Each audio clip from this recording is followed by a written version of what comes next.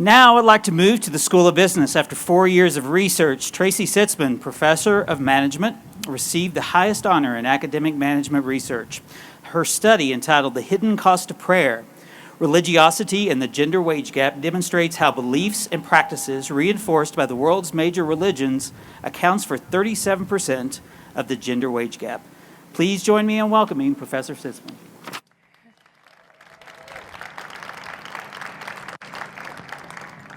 Now, I'm a pretty firm believer that there are some topics that should be off limits in an open courtyard with 200 strangers. And at the top of my list would be religion and money. And yet I'm hoping today that you're going to overcome the awkwardness of the conversation we're about to have so we can learn from each other's experiences. So my research provides compelling evidence that religion affects the gender wage gap. The effect occurs across societies around the world, across our 50 United States. It is causal. I can cause it in a laboratory experiment. And it accounts for 37% of the variability in the gender wage gap. So it is one of the strongest predictors of the gender wage gap that has been identified to date.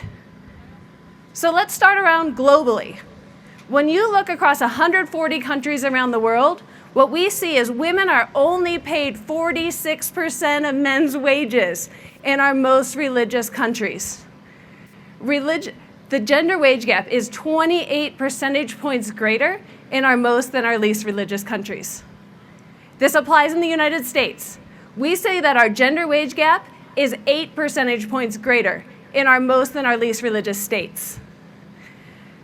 Now, what's so interesting is people have become complacent about this wage gap. We sit there and talk to people, they say, you know what, it's trending in the right direction. If we just sit back and do nothing, we're going to eventually get there. But what I'm going to tell you today is that whether we're going to get there is contingent upon whether you're living in a religious or a secular state. In our most religious states, if we do not intervene, it is going to be 109 years before women are paid equitably to men. It is also causal. If I go into a laboratory experiment, if I prime people with religious values, they allocate greater wages to men than women. If I prime them with secular values, our women make slightly more than men. But what I think is really interesting here is when you look to that gender wage gap literature, it feels as though we've been pointing our finger at women. The idea is that women reproduce, right?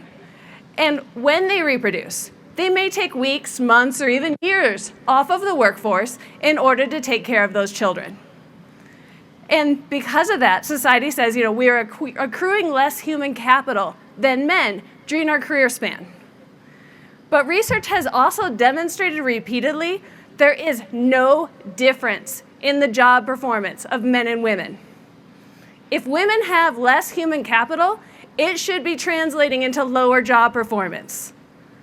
I am so proud to be a member of our University of Colorado Denver community.